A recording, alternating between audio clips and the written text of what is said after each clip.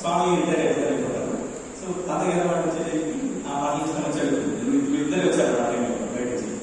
ఇవన్నీ మీకు కవి అంటున్నాను అంటే అవునమ్మా నీకే తెలుసు అంటే లేదు బాగా ముందు చెప్పారు మాకు కవి కవి మాట్లాడతారు.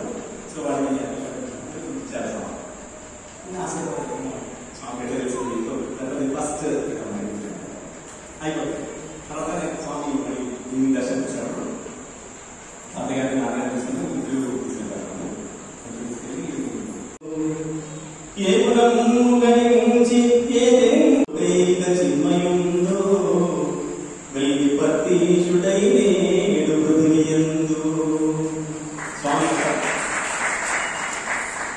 సో కాబట్టి మనందరి మీద అభ్యాసమైన ప్రేమతోటి అభ్యాసమైన కరుణతోటి భగవంతుడు అవతరించి మనందరికీ కందులగవచ్చే ఆయుషుడే బాల సాయుషుడై నేడు తన గుంపుతో ఆడుకునగవచ్చే. ఈ అవతారాలు ఏంటంటే స్వామి has selected each one of us. All avatars have come and the people have gone to them. But whereas this avatar specifically has come and then it has identified. Ramachandra శ్రీరాముడి కాలంలో ఎవరు పడుతున్నారు, శ్రీకృష్ణ కాలంలో గోపికలు వీళ్ళందరినీ కూడా నేను ఇప్పుడు ఈ యుగంలో వాళ్ళని ఐడెంటిఫై చేయడానికి వచ్చాను. వాళ్ళని తిరిగి నా దగ్గర తెచ్చుకుని వాళ్ళకి but Swami works for upliftment of our soul. మన ఉన్నతికి మాత్రమే స్వామి ఆర్గనైజేషన్ క్రియేట్ చేశారు. ఇంకోటి కూడా ఆధ్యాత్మిక సంస్థలో భక్త బుద్ధ సంస్థను పెట్టలేదు, భజన సంస్థను పెట్టలేదు, సేవా సంస్థను పెట్టారు స్వామి మనకి. అందులో పెట్టడం వల్ల సేవ ద్వారానే మనకి ముక్తి వస్తుంది అని స్వామి చాలా దూరంగా చేశారు.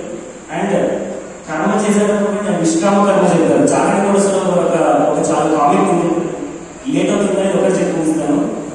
ఒక అతను చాలా పుణ్యాలు చేసేసి ఆ పుణ్యాల రిజల్ట్ అని నేను అనుభవించాలి, నేనే